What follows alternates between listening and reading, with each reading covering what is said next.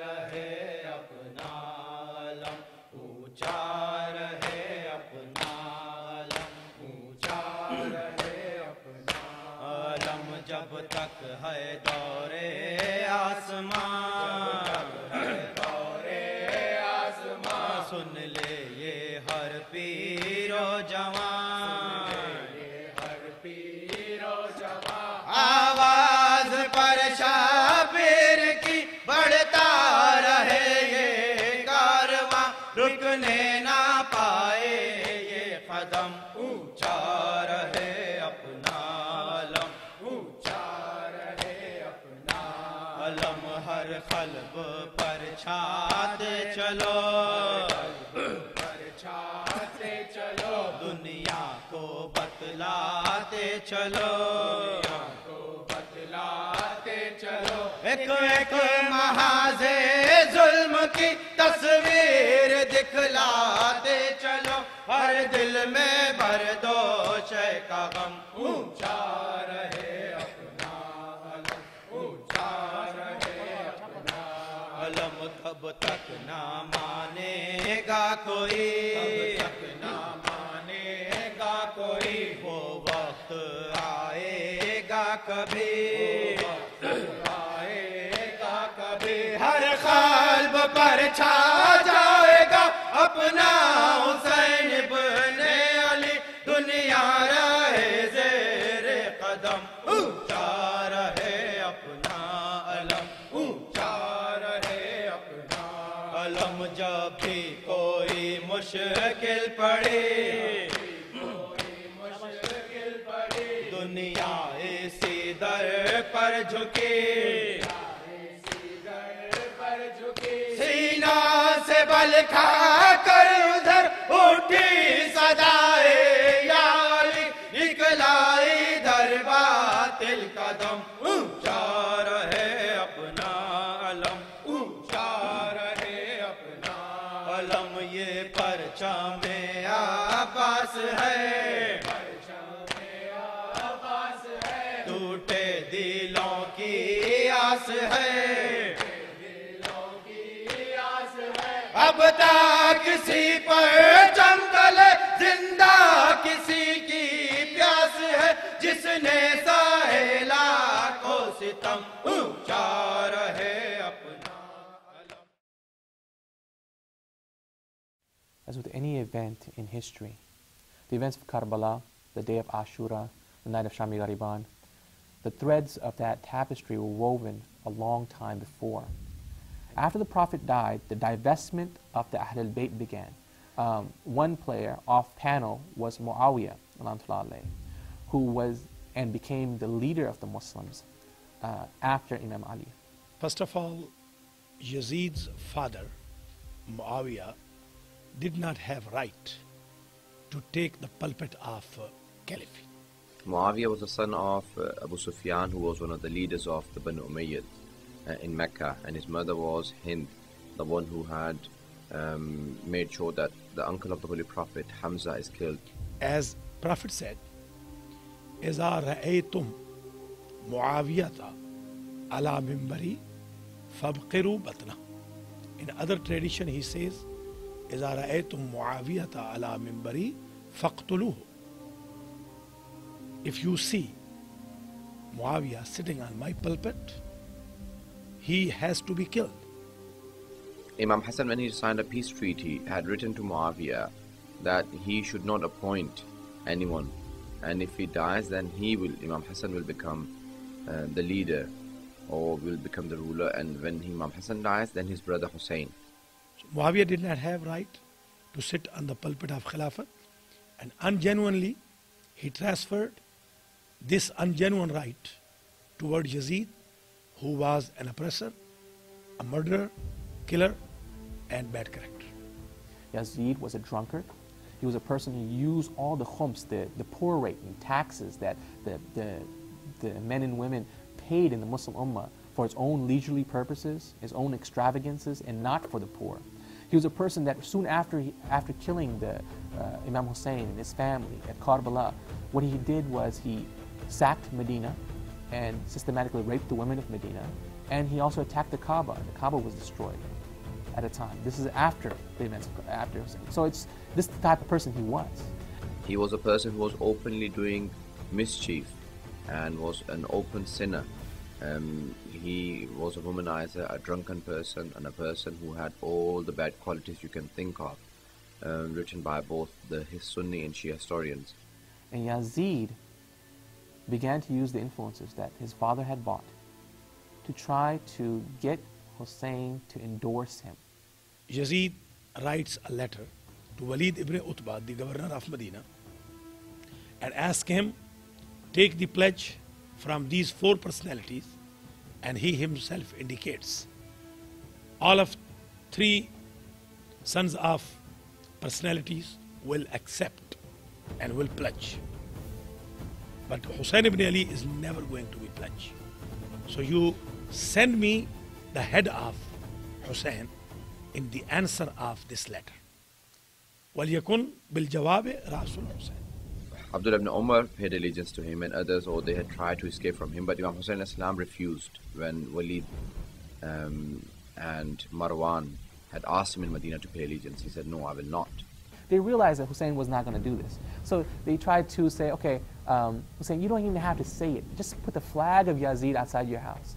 And Imam says, أيها الأمير أنت تعلم بأن أهل بيت النبوة ومعدن الرسالة ومختلف الملائكة بنا فتح الله وبنا يختم ويزيد رجل فاسق متجاهر بالفسق معلن بالفسق قاتل النفس المحترمة شارب الخمر وأن مثلي لا يبايع مثله. I am from Ahl Bayt of Nubuwwah. We are the mine of prophecy, and our house is airport for the angels. And Yazid is criminal, killer, murderer, and he is oppressor. A person like me, a character full like me, cannot pledge to the characterless like Yazid. And Imam Husayn always responded with this sentence, which he would respond again many times when this invitation was made to him, even in the plains of Karbala, even when his children had died. And the thing that he said was, a man like Husayn cannot follow a man like Yazid. And Imam Husayn al-Islam left Medina for Mecca because Yazid would have attacked Medina, the town of the Holy Prophet, and would have made the sacredness and holiness of this town drop. So that's why Imam Husayn al-Islam left Medina for Mecca for Hajj. When he leaves Medina, the people in Medina did not want Hussein to go. They did not want Hussein to go because Hussein was that feeling that they had for the Prophet. Takes his family with him and the children. Imam Husayn Salamullah alayhi was not going for government. And he stays in Mecca for a few months. He arrives in Mecca around Sha'ban, and he stays there for some time before the season of Hajj and begins Hajj. In Mecca, there were 40 people who were ready to kill Imam while wearing the ihram. The letters began to arrive. Ibn Tawus states that over 10,000 letters arrived from a place called Kufa, which was in Iraq. But Imam Husayn al-Salam wanted to make sure that the people find out that this person, this ruler who calls himself a Muslim, has no respect for Mecca, the holy city of the Holy Prophet. So when he was in Mecca for Hajj, he left Mecca because he was telling the people that if I stay here, then Yazid will not care about the sacredness of this town and he will attack this town because I'm here. So he left Mecca for Iraq. ये गम शबीर है दुनिया को बताते चलो, ये गम शबीर है दुनिया को बताते चलो, ये गम शबीर है दुनिया को बताते चलो, ये गम शबीर है दुनिया को बताते चलो, इस गम शबीर को कैसे भुलाएंगे हम, इस गम शबीर को कैसे भुलाएंगे हम, हश्र तक अहले जहां इसको इसको सुनाएंगे हम, हश्र तक अहले जहां इसको सुनाएंगे हम। दाग जो मातम के हैं सबको दिखाएंगे हम, जो मातम के हैं सबको दिखाएंगे हम। करके बयां जिक्र गाम सबको रुलाते चलो, ये गम शबीर है दुनिया को बताते चलो, ये गम शबीर है दुनिया को बताते चलो। अश्के अज़ाए हुसैन हश्र में काम आएंगे, अश्के अज़ाए हुसैन हश्र में काम आएंगे। सामने ज़हरा के हम रोते हुए जाएंगे, सामने ज़हरा के हम रोते हुए जाएंगे। अश्के अज़ाए हुसैन हश्र में काम आएंगे, अश्के अज़ाए हुसैन हश्र में काम आएंगे। सामने ज़हरा के हम रोते हुए जाएंगे, सामने ज़हरा के हम रोते हुए जाएंगे। शाफ़े महशर से हम इसका अजर पाएंगे, शाफ़े महशर से हम इसका अजर पाएंगे। करके बयां जिक्र गम सबको रुलाते चलो, ये गम शबीर है दुनिया को बताते चलो, ये गम शबीर है दुनिया को बताते चलो। And so when these letters come, Imam Husayn answers them by sending his representative, Muslim ibn Aqil, his cousin, and sends him to go to Kufa to see. And Muslim goes with his sons, Ibrahim and Muhammad, who were young boys. And when he goes to Kufa, at the same time he's going to Kufa, Yazid has gotten word. The people of Kufa had invited Hussein. So he sends his man, Ibn Ziyad. So Ibn Ziyad is going towards Kufa. When Ibn Ziyad comes, the people of Kufa are expecting who? Hussein. So when they see Ibn Ziyad come, they think he's Hussein and start announcing their allegiance and say, oh, Ya Mawla, Ya Hussein, you finally come, we're ready to vanquish Yazid. I mean, these type of things. And when he lifts his cloak and says, I'm Ibn Ziyad, and verily all those people here who are supporters of Hussein know that I've come from Yazid, and if you're supporting Hussein against the rightful leader, Yazid, then you will be killed. So people are like, oh. So they kind of calm down. So when Muslim ibn Aqil comes, there is some excitement. There are some people that gather. But as he's giving his speech, people are leaving because they realize that supporting Muslim ibn Aqil means death. So when Muslim ibn Aqil turns around and he sees that everyone is gone except for one person, Hani ibn Urwa, one of the Kufans who were loyal still, he says, wow, Imam Husayn is coming to a place of serious, betrayal. Oh Hussein, oh Hussein, oh Hussein,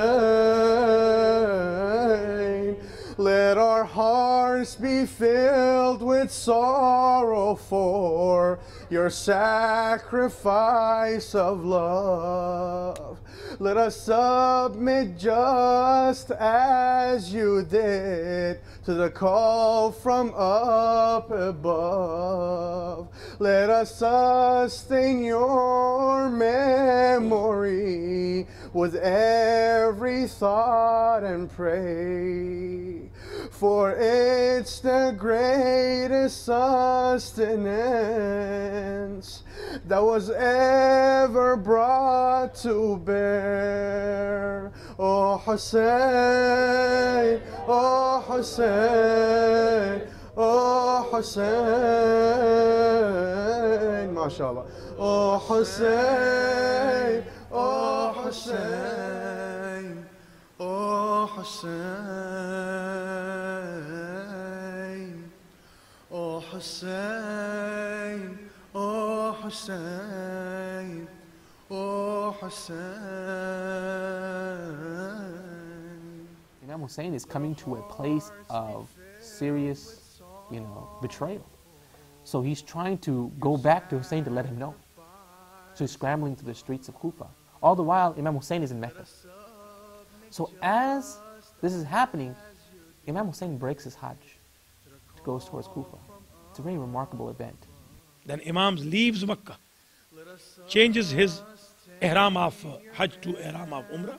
So he left Mecca for Iraq to come to Kufa for those people who had been writing letters to him. While he's leaving, on his way, on his path, Muslim ibn Aqil has been caught. He has been murdered. His sons have been murdered. And Imam Husayn is going towards a place where people of betrayal are waiting for him. An ambush is waiting for him. And he knows this. And how do we know he knows this?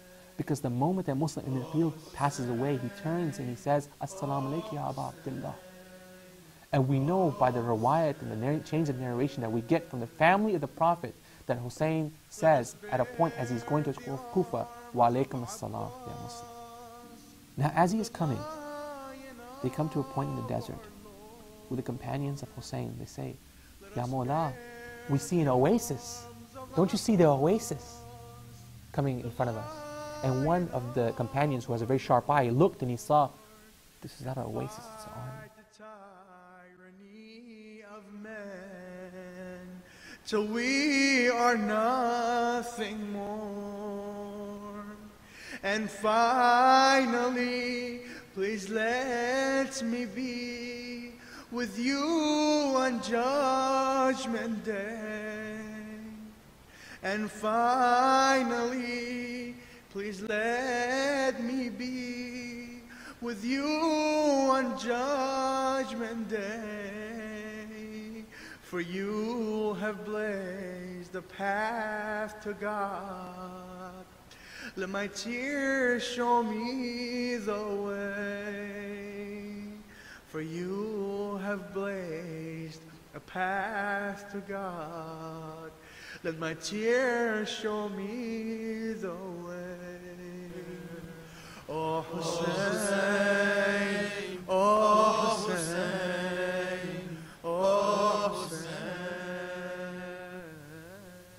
And when they said this to Husayn, Husayn says, okay, Ya Abbas, Ya Ali Akbar, take all the women and all the children over to this hill, this side of the hill, And he goes to meet this army.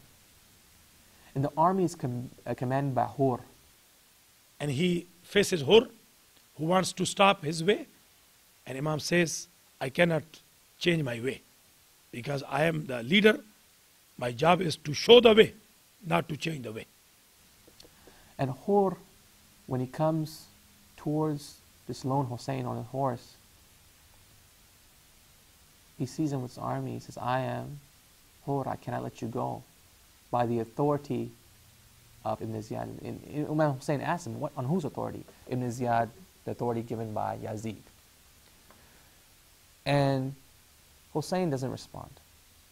He turns and he tries to go past Hur. And Hur at this point, sees this and he puts his hand on Husayn to stop him. Stop his horse, the reins of his horse. He says, stop. And Husayn turns to him and says, may your mother cry for you or mourn for you. And this is kind of like in the Arab tradition, a type of insult, where you invoke the parents when there's a very serious thing happening. And the natural response is the person to invoke your parents. And Hur doesn't say anything. And he says, Hur, don't you have anything to say? He says, if your mother were not Fatima to Zahra, I would have said something.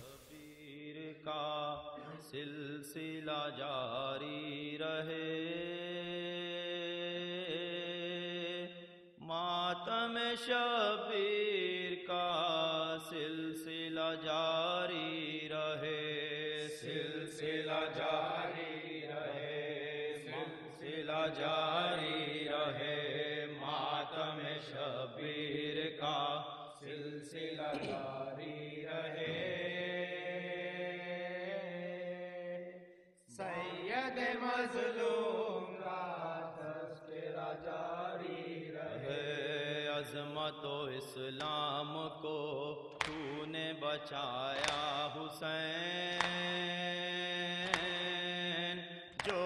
कोई कर सका, करके दिखाया हुसैन, करके दिखाया हुसैन, करके दिखाया हुसैन। हिम्मत शबीर का तस्करा जारी रहे, मातम शबीर का सिलसिला जारी रहे, सिलसिला जारी रहे, मातम शबीर का सिलसिला जारी रहे, मातम शबीर का सिलसिला जारी रहे।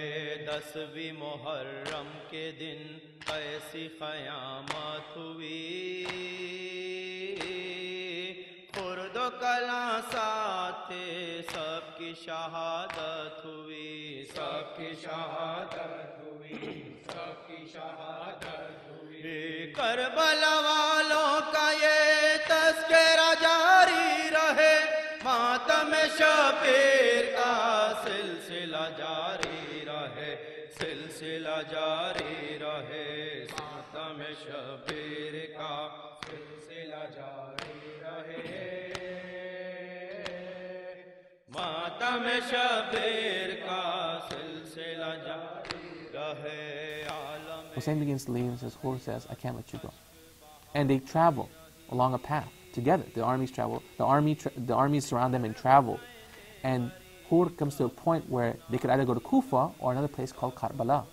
So the journey of Imam Husayn from Medina to Karbala was not for Karbala, it was meant for Kufa. He had already sent his ambassador to the people of Kufa and he was coming to Kufa. But he was stopped in the place of Kufa, in the town of Karbala and Ghadiriyah. They approach. They reach on 2nd of Muharram. Especially the governor of Kufa, Ubayd ibn Ziyad, wanted to make sure that the Imam alayhi salam does not reach Kufa because he would build an army, a strong army. When Hussein comes to Karbala, he is very close to the river of Furat, which is a small stream or small river that comes off the Euphrates. And in spite of this, the army has surrounded them so that they can't get water. 7th of Muharram, the Yazidi troops, they stopped their water. So he was only with these 72 people. Majority of these were people who could have been the leaders themselves. So each one of these was special people. They did not have water for 3 days, no food. And Tasua, 9th of Muharram, it was settled that there will be battle. But Imam alayhi salam gave them 1 day just to make sure that they are killing the son of Prophet. And if they want to have repentance, they should have chance. The night comes, the night of Ashura. In the night of Ashura, Hur is in his camp. And he is of 2 people in the camp of the army of Yazid who cannot sleep. The 2 people are Hur, and the other is Umar ibn Sa'd. The reason they cannot sleep is both of them are thinking the same thing. Should we go to the side of Hussein and change our loyalties? And they're both thinking these things for different reasons.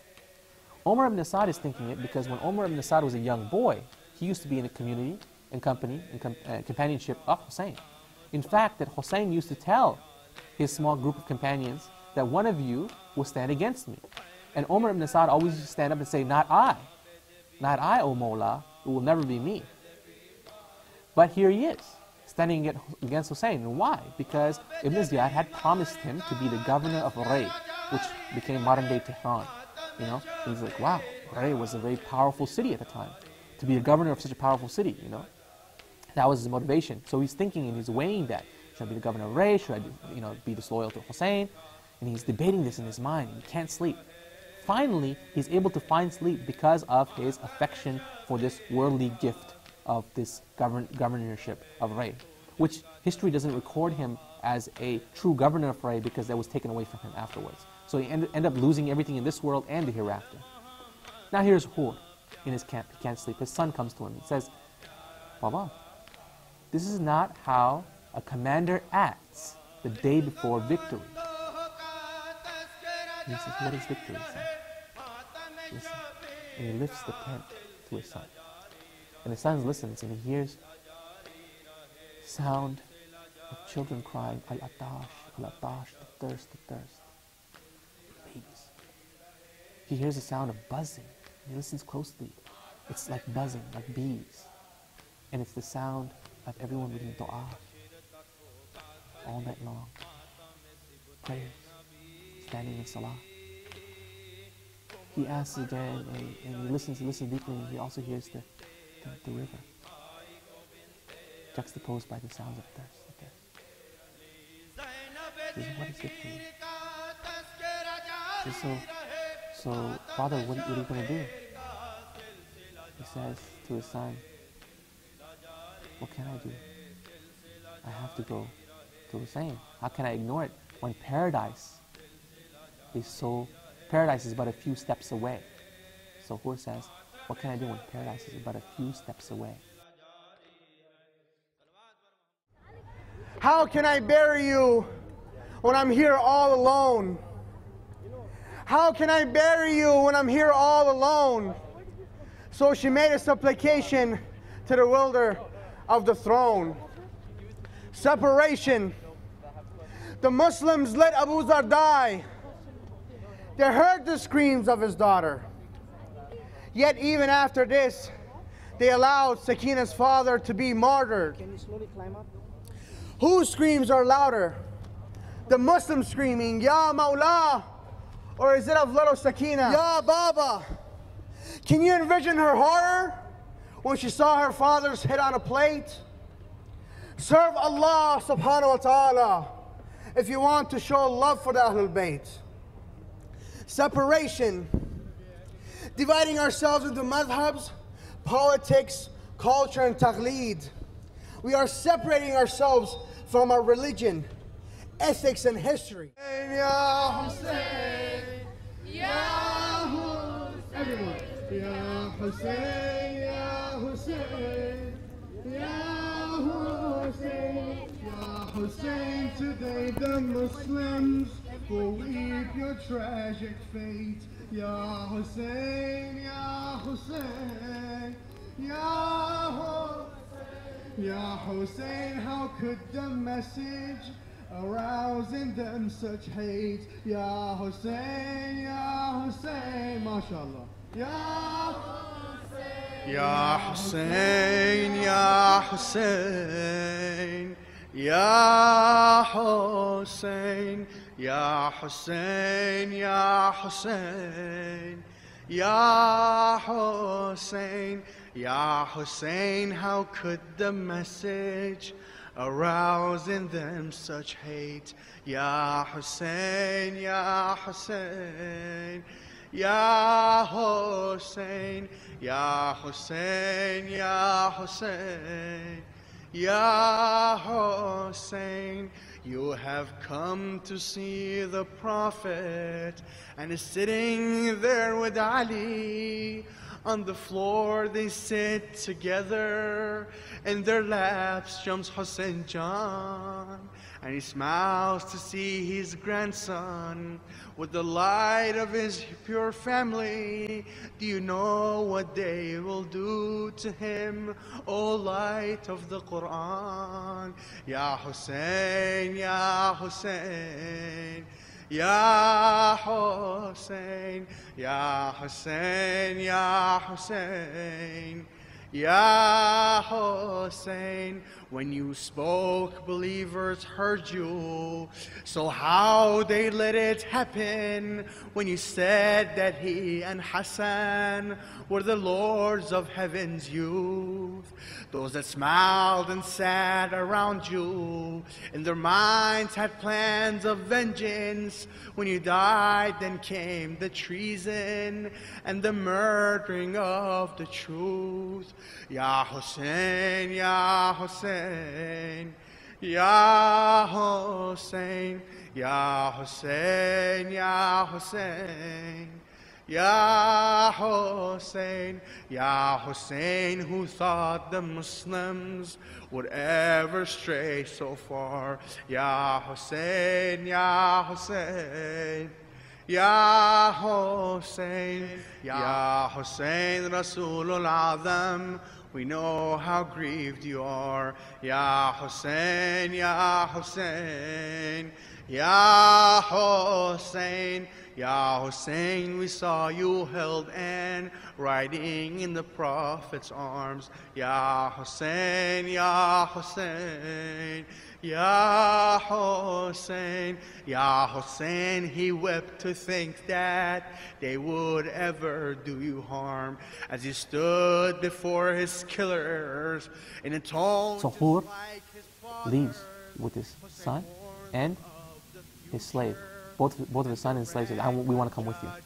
And they leave to go to the camp of Hussein. They're leaving at night. They're leaving from the encampment of the army's forces. I mean, it's dark. And he says to his son, tie me on the horse. I want to go to my Mawla as a person who is a captive. But righteousness altogether. He taught us to put the needs of others before the needs of ourselves. But most importantly, he taught us that obeying God was the source of salvation. Him, his companions, and his children were murdered in the battlefield of Karbala, Iraq, 1400 years ago. This great man is known to us as Imam Husayn.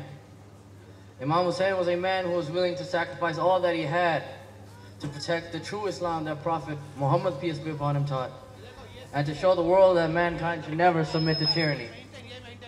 He, his companions, the women and children that he brought with him are the ones we are honoring today. But their commemoration is not the only reason we are here today. We are also here to propagate the message of Imam Husayn to anyone who has not heard it yet. Imam Husayn spent his life following the commandment of God. He was a brilliant leader, teacher, and guide for mankind. And he left us a message for our benefit. And we are here reviving that message.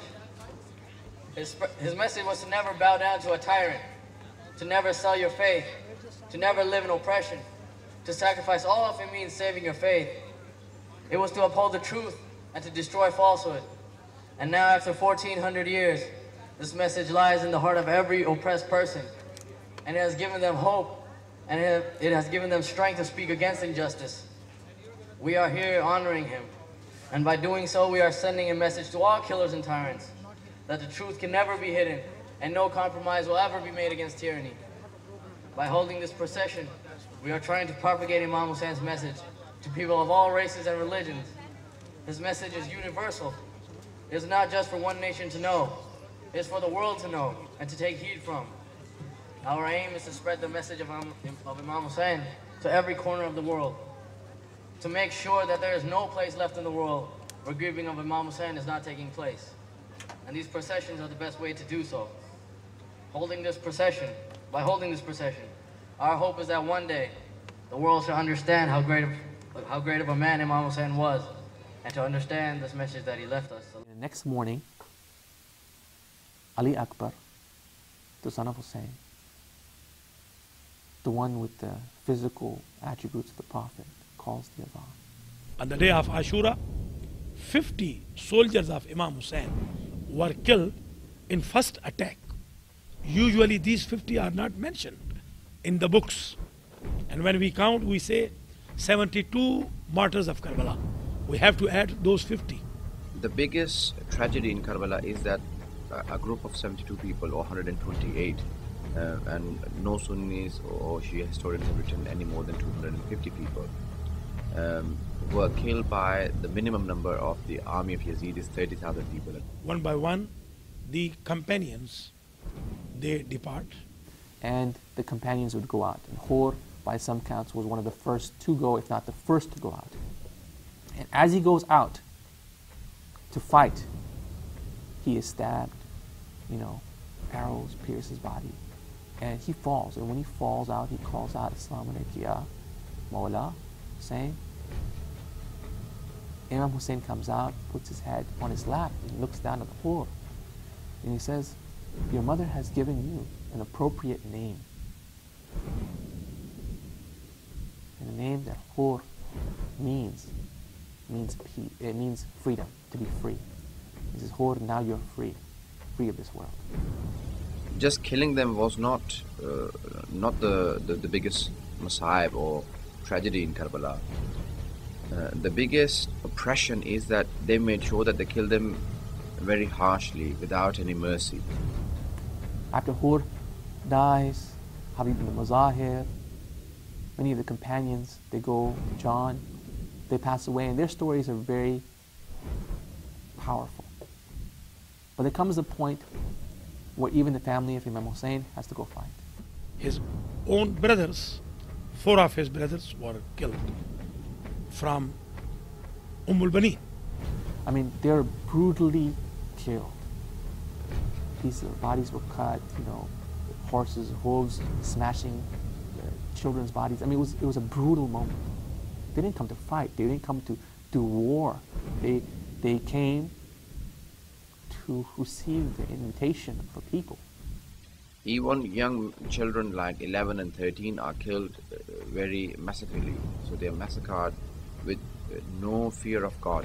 On Muhammad, they were very brave, and they went and they captured even Yazid's army, and they took the control of Furat, both sons, and they were killed a lot far from the battlefield of Karbala. Even some 13-year-old child is seen that his body is trampled under the feet of horses. Qasim, his nephew. Qasim's body, when Imam wanted to take it, the horses of east went to west and west to east, and his body was crushed. He could not take his body. He took the pieces of bodies of Qasim to the tent. You have his own brother, Abbas, going out. He was appointed to get the water. Abbas is a very brave young man who is 34 in the plains of Karbala. And so long as he had been living, a very great poet of the Arabs say that, "O Abbas, till you were alive, the enemies would not sleep, that we have to fight with Abbas. We have to kill Abbas to kill Imam Husayn, because he's so strong and big. But after your death and after your martyrdom, the ones who used to sleep very peacefully, your sisters and your nieces, they will not have any more sleep, because they know that Abbas is no longer present to protect them." On the 10th of Muharram, his niece, that little girl Ruqayya bint al-Husayn, or Sakina bint al-Husayn, crying and going to that tent where the water used to be kept, she is touching all of those utensils that used to carry water, and touching them with her lips and her cheeks to see if there is any water left. And she's crying. When he sees this, he cannot stand it, and he says to his niece, the daughter of Imam Husayn, "Come and ask your father to let me bring some water for you." So she says, "Father, let my uncle bring some water." So he has a duty to do. He hasn't gone to the plains of Karbala to fight, but he comes out to take some water. And when he came out, they all started running in front of him like sheep when a lion comes to the plain. He filled the utensil with water, and when he wanted to leave, that's why they called him the most beloved and a person who was so faithful to Imam Husayn Islam. He had the chance to drink water, but he did not, because he always remembered the thirst of the children of Imam Husayn. He knew that they have not had any water. So he had a chance, but even then, he did not drink any water. And there is a young girl who is telling all the children to stand outside the tents, and had given them little utensils in their hands and said, "You all wait here. When my uncle Abbas brings you water, I'll feed you water myself. I'll quench your thirst." But they're all waiting. He was holding the banner of Imam Husayn. When Hazrat Sakina sees these people, or Ruqayya sees these people come, the banner come back, she says to the children, "That banner is my uncle, he's coming back." But suddenly she feels that banner is moving from right to left, is about to drop. She tells all the children to place all of those utensils on the ground and says, "O children, I will pray and you say Ameen, say Amen." And she says, "Oh Allah, protect my uncle Abbas, just let him come back to me. I do not feel thirsty anymore. I don't want any water, just let my uncle come back." And at that point he's praying, "Oh Allah, just give me the strength to take this water to my daughter, to my niece Sakina."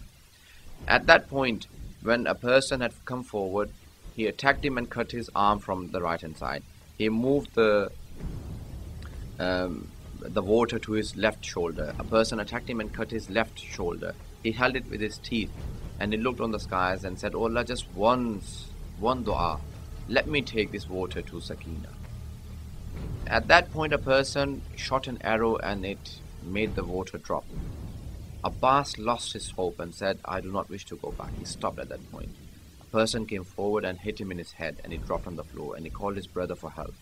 When Imam Husayn came, he said, O master, I do not wish my body to go back to the tents, because it will make me embarrassed before your daughter. I had promised her to bring water. Now that I'm not taking the water, I wish my body not to go back. And that was the only body Imam Husayn left behind. He did not take it back. You have his son, Ali Akbar, being martyred, where a spear has stabbed him through his chest. And this is the sight that his father comes to see.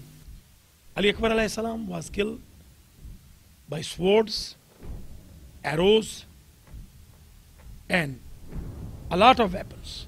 Even the narrators, they wrote, his body was crushed by the swords as well, and pieces were spread in the battlefield of Karbala. His son Ali Akbar was killed in front of his own eyes, who had been hit with a javelin in his chest. By Imam Husayn, even after all of this loss, not seeking vengeance, comes out with his baby, his Ali Asghar, who referred to as Abdullah, to ask, to beg for drops of water. Now the same army that he himself had fed them water, had washed their horses, had given their horses water, that same army denies this small boy water. In fact, a child as old as only 6 months was brought up by Imam Husayn that if there is a criminal, then it must be me before you. If you think that I'm a criminal, then it's me, but not my child. What fault and what sin does he have? He's only 6 months old. One of the sacrifice of Imam Husayn is the martyrdom of Ali Asghar, who was 6 months old. Imam Husayn had screamed many a times in the flames of Karbala, Hal min nasirin yansuruna. Is there a helper who would come and help us?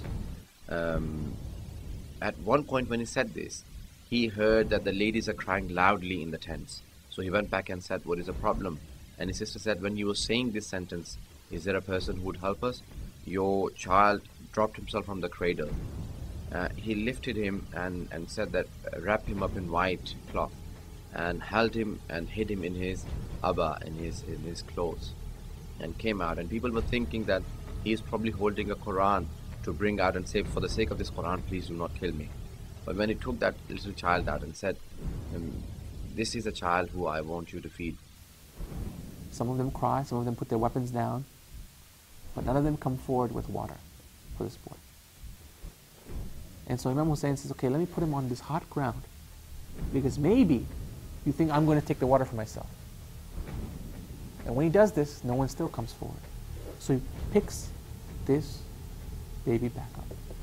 At this time, there's an archer named Hormila, who was given a special gift by Ibn Ziyad of an arrow that had 3 points, a very special arrow. Umar ibn Sa'd, who was now the commander of this entire forces, tells Hormila, it has come time for you to use that arrow, because I see the winds of change in my army. They are being moved by this compassionate sight. He lets loose this arrow, and this arrow pierces the throat of this baby as Imam Husayn is lifting it up, and pierces the throat, so that Imam Husayn now has to pull this arrow out. When he's pulling this arrow out, it does more damage than when it goes in. And he got the arrow, which was heavier than his own body. But it completely lacerates the throat of this child. So here's a father, the 6-month-old baby, whose throat has been cut, whose blood has covered his face, his beard, and now he has to walk back to tell his wife. And Imam Husayn did not have any problem to take the bodies of the martyrs into tents, unless the body of Ali Asghar. Was there any time when you felt sorry for Imam Husayn? He said once, when he had that little body of his child, and that had been moving his tongue on its lips because of thirst, And when that child had died, there was blood on Imam Husayn's clothes of that child. He lifted him and started walking back to the tents.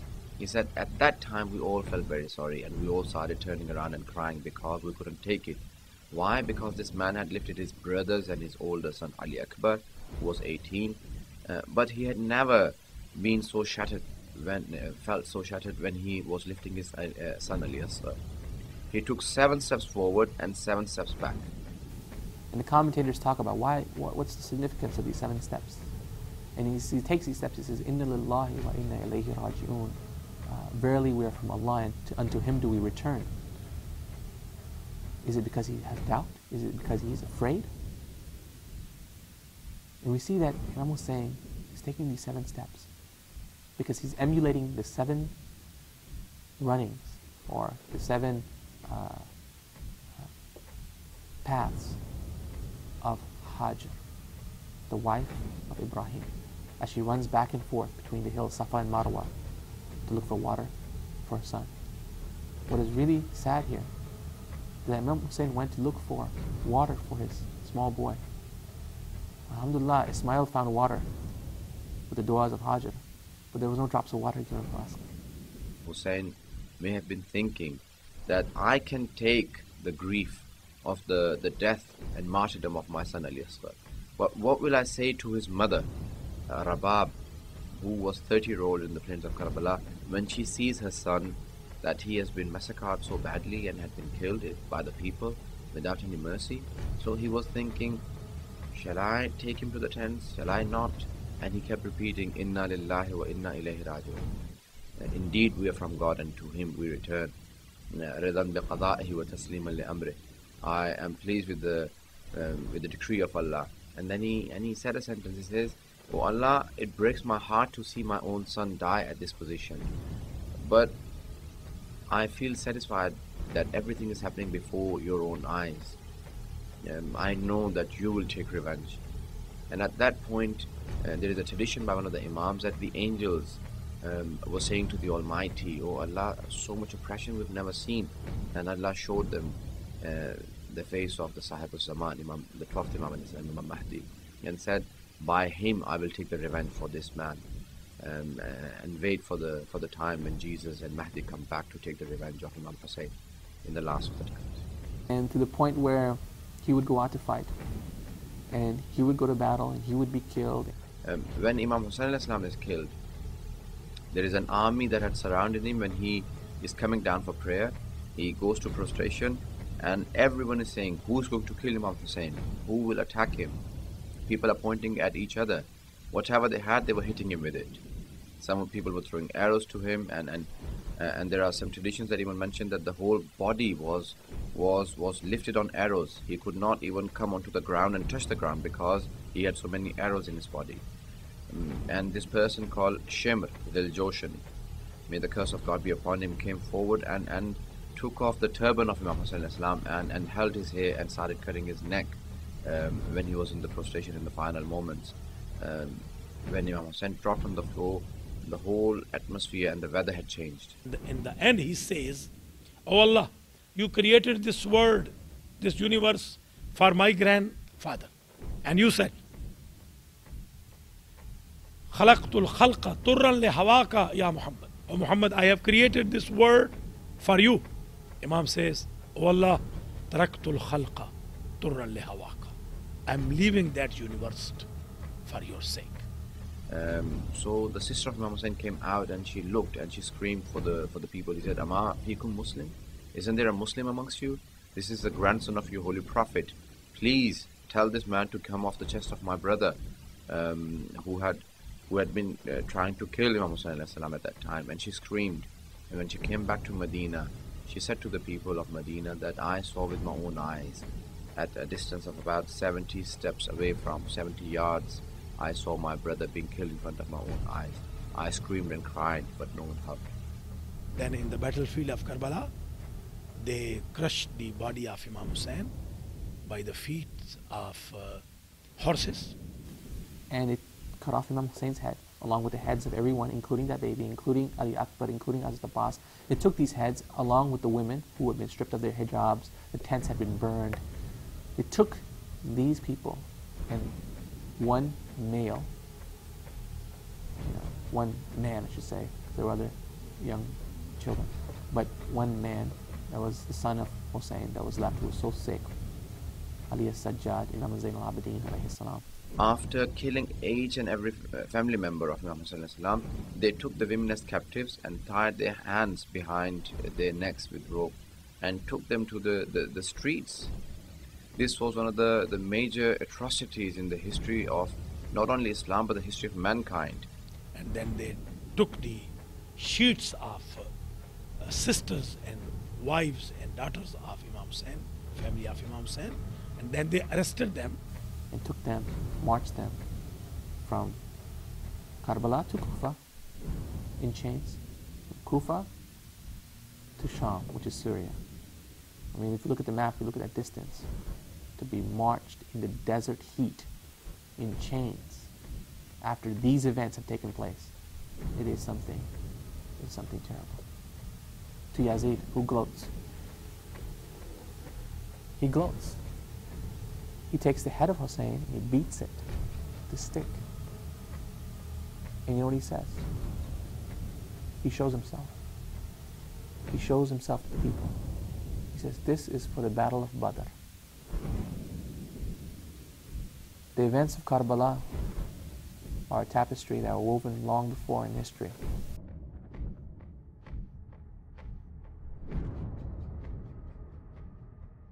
It was clear from the start what you had to do. The scorching plains of Karbala, they needed you. I've heard many times that Bibi Zainab saw. All alone, Imam Husayn gave a desperate call. Hal min nasirin yansuruna, hal min mughithin yughithuna.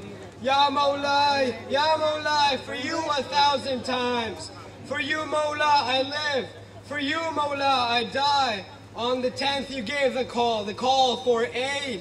Look at your Shias now, gathered for you today. Your mission was to give your sacrifice, to die for Islam, so that the truth may rise.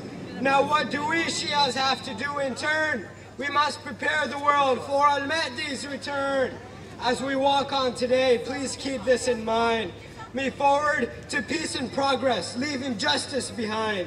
Let this peace walk be a sign, a beacon of light, to illuminate our hearts and light up our minds.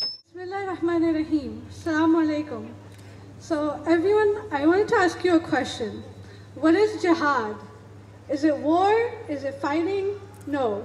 Jihad is a struggle. Jihad means to strive. There are 4 main types of jihad. Jihad bil mal, helping the poor with your money. Jihad bil kalam, for example, communication, speaking out. Jihad bil nafs, jihad of yourself, jihad of your conscience.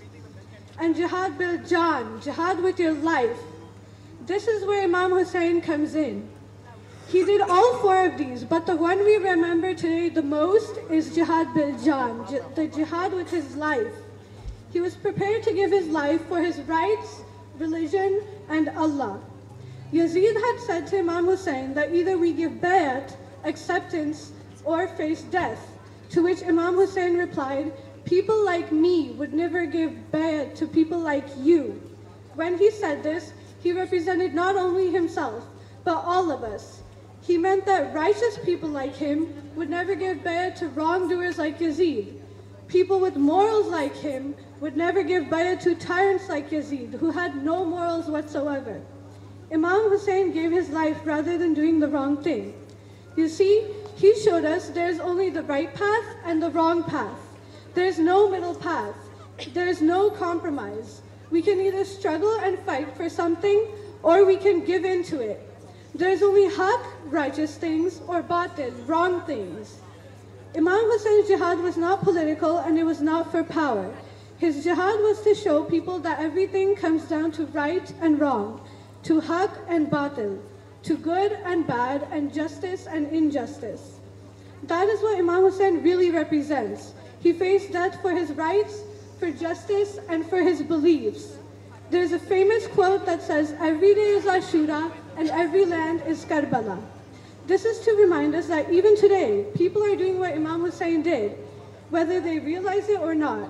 Like Imam Husayn said, people like me will never give bay'ah to people like you. And of course, he was right. People today, like Imam Husayn, continue to struggle for rights and justice.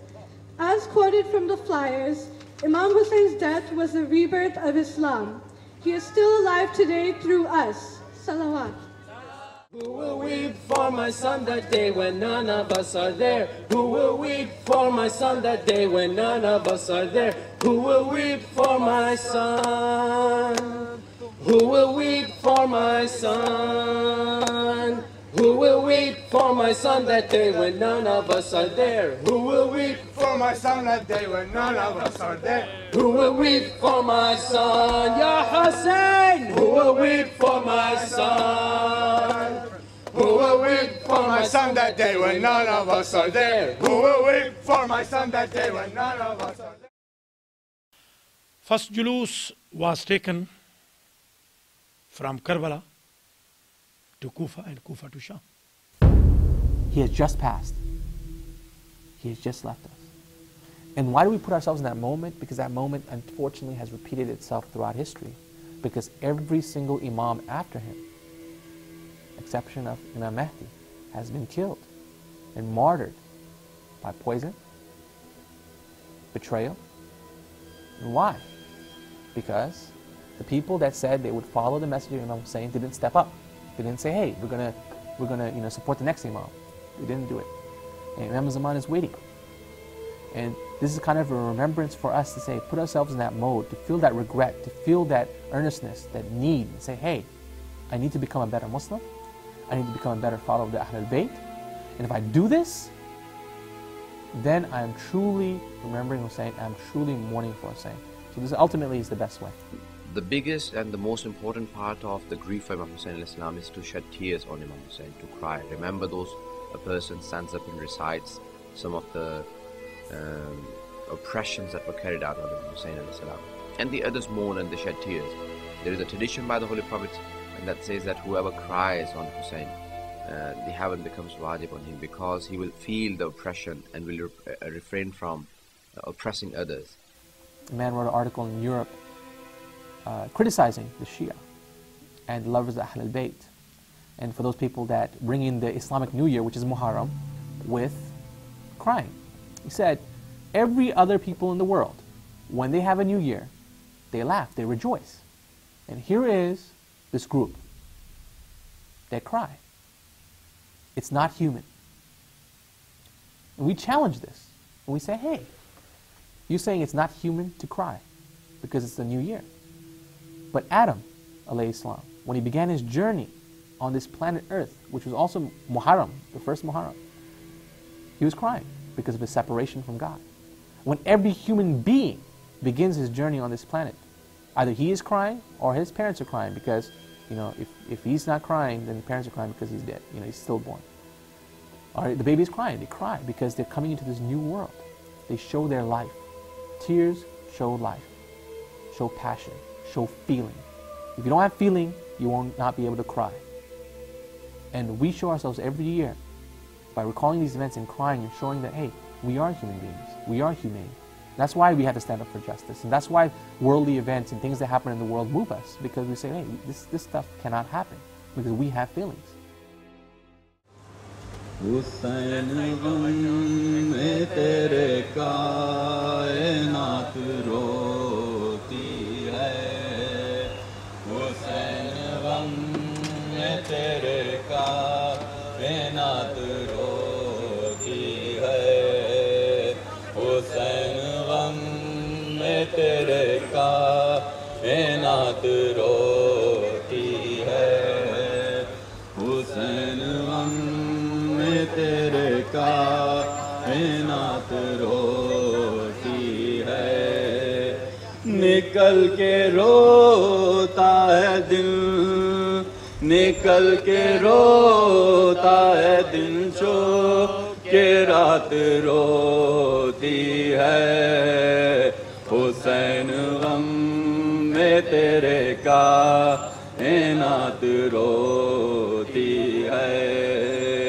Hussain गम में तेरे कायनात कायनात रोती है हुसैन गम में तेरे कायनात रोती है निकल के रोता है दिल निकल के रोता है दिन जो के रात रोती है हुसैन गम में तेरे कायनात रोती है भाई मातम करते चलिए गम में तेरे कायनात रोती है हुसैन गम में तेरे कायनात रोती है निकल के रोता है दिल निकल के रोता है दिन जो के रात रोती है all of the Muslims should come in the julus, whether they believe in Matam or not. I always ask my Sunni brothers, you come and participate in our condolence. Don't even more. Just come, because this is the protest against Yazid. A funeral procession, when done for anyone, brings people to the attention that life is not permanent. The death comes for everyone. But when the funeral procession takes place for a person that has given their life and sacrificed their life for a cause, it moves people to become better individuals. We have a story from the time of Hazrat Ibrahim alayhi salam. Abraham, when he had been put into that fire, people had did fire and he had been placed in the center of it.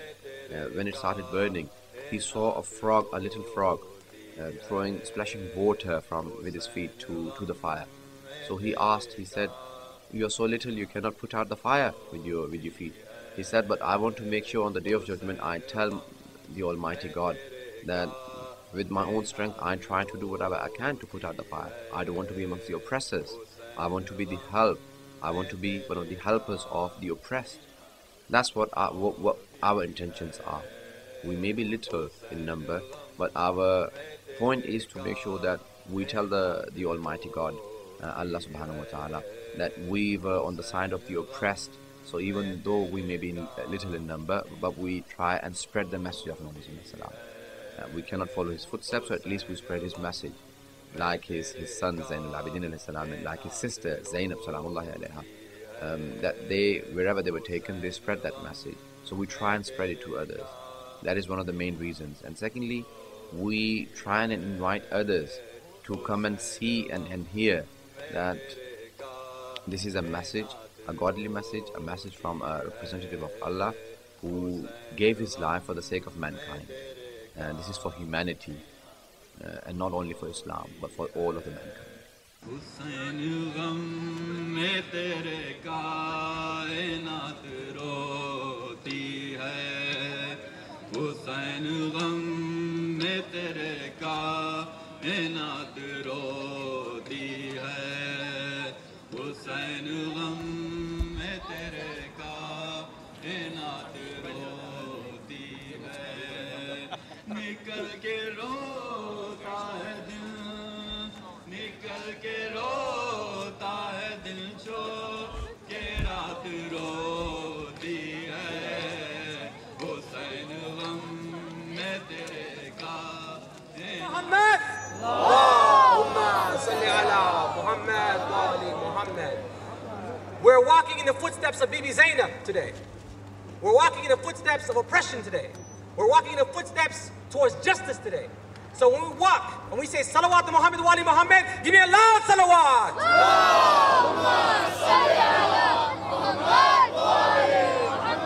As we're walking, we see people on the side streets, on the sidewalks. They're looking at us. They're wondering, why are we walking? What are we saying? Why are we here? For 1300 years, those people who love the Ahl al-Bayt, we Shia, the lovers of the Ahl al-Bayt, have walked in the footsteps of Bibi Zainab to let people know that we have a heart. We can't stand for oppression. We have to stand up for justice. We have to stand up for righteousness. And that's why we walk. So when we say salawat, say aloud salawat.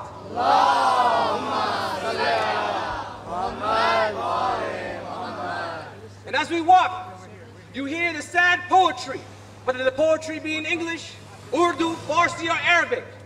They're reciting sad poetry. The family of Imam Husayn, who was the grandson of Prophet Muhammad sallallahu alaihi wasallam. These are the days that we think about Imam Husayn and his family. Their sacrifice so we can practice the deen of Islam as it was meant to be practiced. As it was meant to be practiced, the religion of peace. And we look around the world today and we see people representing Islam in a negative way. غم خانه غم خانه غم خانه شوی غم خانه غم خانه غم خانه شوی از شراب غم و از می ماتم دیوانه دیوانه دیوانه شوی دیوانه دیوانه دیوانه شوی یا اهل العالم یا اهل العالم قتل الحسین بکربلا عطشانا عطشانا عطشانا. This means thirsty. They killed Imam Husayn thirsty in Karbala. قتل الحسین بکربلا عطشانا عطشانا عطشانا عطشانا عطشانا عطشانا. قتل الحسين بكربلاء عطشانا قتل الحسين بكربلاء عطشانا عطشانا عطشانا عطشانا عطشانا عطشانا عطشانا عطشانا عطشانا عطشانا عطشانا عطشانا عطشانا. در عزای حسین در عزای حسین از برای حسین از بزم سرور بیگانه بیگانه بیگانه شوی بیگانه بیگانه بیگانه شوی زینجور و ستم و Muharram basically is the recharger of the weak battery of the Muslims. Now, Muharram is a time where, your nafs, you're holding your nafs back in a different way. You're allowing yourself to express your feeling. Your feeling of sadness, your feeling of connection, your anger, for injustice, you're expressing yourself in this way. And this kind of rebalances you. You need this type of expression in your life. If you don't have this type of expression in your life, you become an automaton. You become a person that's, devoid of feeling. You need to feel. And this is like the ultimate feeling, When you cry, when you let loose, you release stress. Every human being has stress. No matter what life you live, wherever you live, what occupation you have stress. For the people that love the Ahlul Bayt, stress is released every Muharram by participation in these events. Because you realize whatever stress you have, in comparison, is nothing.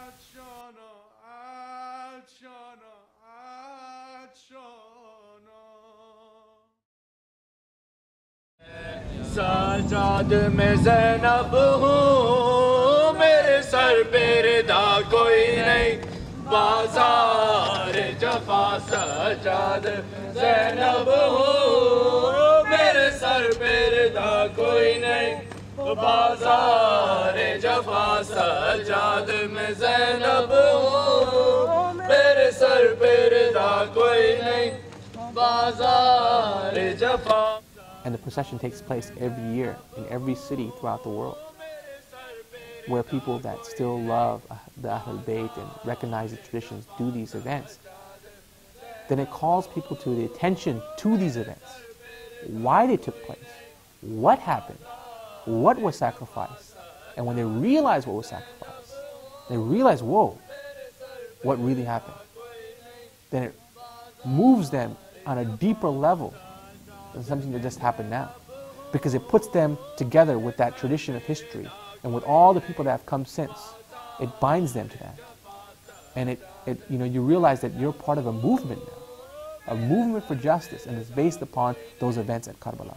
Be a part of the Julus even if you do not understand the language. Just to attend, number one, it is rewardful because it is a march for Imam Husayn alayhi salam. Just like Hajar, the mother of Ishmael, Ismail alayhi salam. She walked for the thirst of her son between Safa and Marwa, the two mounts, just for looking for water. But it was for a prophet and for the right reasons. And Allah regarded that as a rewardful act. So all of these youth who stand up today for the sake of Imam Husayn alayhi salam, it is a rewardful act. Zainab's in Karbala crying in pain. Zainab's in Karbala crying in pain. Oh my dear brother, where are you, Hussain? Oh my Hussain, oh my Hussain, oh my Hussain, oh my Hussain, oh my Hussain, oh my Hussain. Out of the tents came the son of Hussein, who looked like the prophet and bore Ali's name. He fought off the thorns with a Hashemi sword, defending his mother, his father, his lord. The youth was brought down. This is my son, please for a child's thirst have respect. This is my son, please for a child's thirst have respect. How can I say the arrow that pierced your white baby's neck? Zainab's in Karbala crying in pain. Oh my dear brother, where are you, Hussain? Oh, hey, oh my Hussain, oh my Hussain, oh my Hussain, mashallah. Oh my Hussain, oh my Hussain, oh my Hussain, oh my Hussain, oh my Hussain. Riding on horseback to make his last stand, Abbas came bravely with water in hand. Soldiers surrounded him, soon he would fall. Stabbing and butchering, we saw it all. With tears in his eyes, for his Abbas, the Sayyid came there. Oh my Mawla, if I had more would I spare. Ali had told him, Hussein is our jewel. You are to him as I was to Rasul. So as a boy he would cling to his side, prepared for the day when his life is provide. Amu Abbas, we are in thirst, dying of need. Amu Abbas, we are in thirst, dying of need. Leo Abbas, the water is so close, oh our Shaheed. Zainab's in Karbala crying in pain. Zainab's in Karbala crying in pain. Oh my dear brother, where are you, Hussain? Oh my Hussain, oh my Hussain, oh my Hussain. As we complete our march, we're coming to a place where we'll listen to speeches. We will listen to people narrate some of the story of Imam Husayn. And as we complete this march, as we complete our walk, we have to remember that Imam Husayn's walk, Imam Husayn's march to Karbala was one of peace, one of justice. And as he walked, he was stopped several times. One time by the army of Ibn Ziyad. And when he was stopped, the general that stopped him was Hur. Hur came down off of his horse and he said, Hussein, I cannot let you go forward. I cannot let you go to Kufa. And Imam Husayn said to Hur, he looked into his eyes. He says, I have to go. Because Imam Husayn has given his word. Hur says, I cannot let you go. And Hur holds on to the reins of Zuljanah. Imam Husayn looks into his eyes and he says to Hur, Hur, may your mother weep over your dead body. And Hur is silent. Hur cannot say anything. And Imam Husayn says to Hur, why don't you say anything? He says, if your mother wasn't Fatima to Zahra, then I would have said something. Because I know your mother, I cannot say anything. My brothers and sisters, as we are walking, we're walking in the footsteps of the son of Fatima to Zahra. Radiyat al-Mardiya, Umma Abiha. Ya Qurat Ayn Rasul, see us, Ya Zahra. As we are walking in your footsteps, the footsteps of your son in the city of San Jose. And we're walking in these footsteps in sorrow, in sadness, because he had to give his life so that we could practice this deen of Islam. He had to give his life so that we as Muslims, lovers of the Ahl al-Bayt, in the plain of Karbala, alone, with no one to help him. And when he turned and he asked, where are my sons? Where is my brother Abbas now? Now that I'm alone, is there no one to help Hussein? And the commentators, they say that at this moment, from the heavens, only one person, aside from Allah subhanahu wa ta'ala, looked on, and that was Fatima to Zahra. Because no one else could see the sight of Hussein in this condition. So as we march in the memory, in the dedication to our mother, to the mother of our deen, the daughter of the Prophet, Fatima Zahra. Ya Hussein! Ya Hussein! Ya Hussein! Ya Hussein!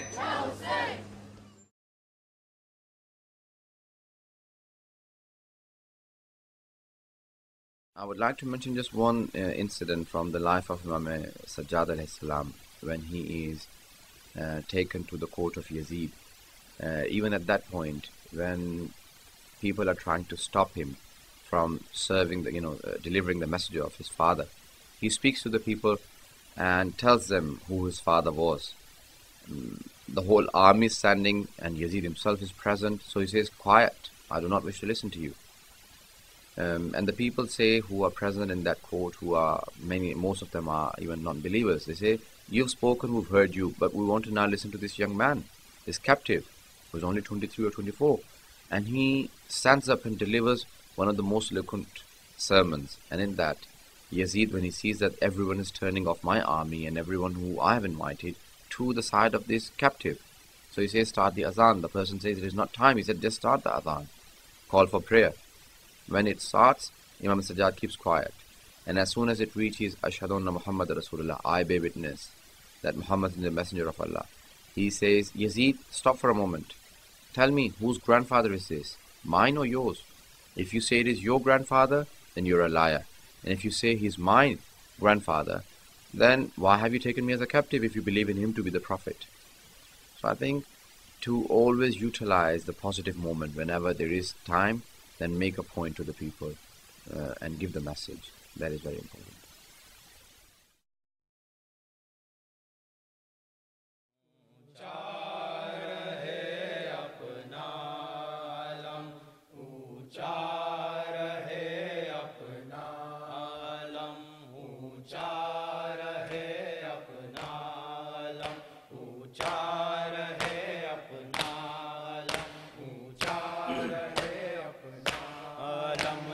تک ہے دورے آسمان،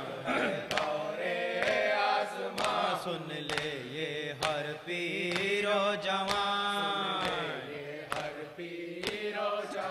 آواز پر شابیر کی بڑھتا رہے یہ کارواں، رکنے نہ پائے یہ قدم، اونچا رہے اپنا علم، اونچا رہے اپنا علم، ہر قلب پر چھاتے چلو،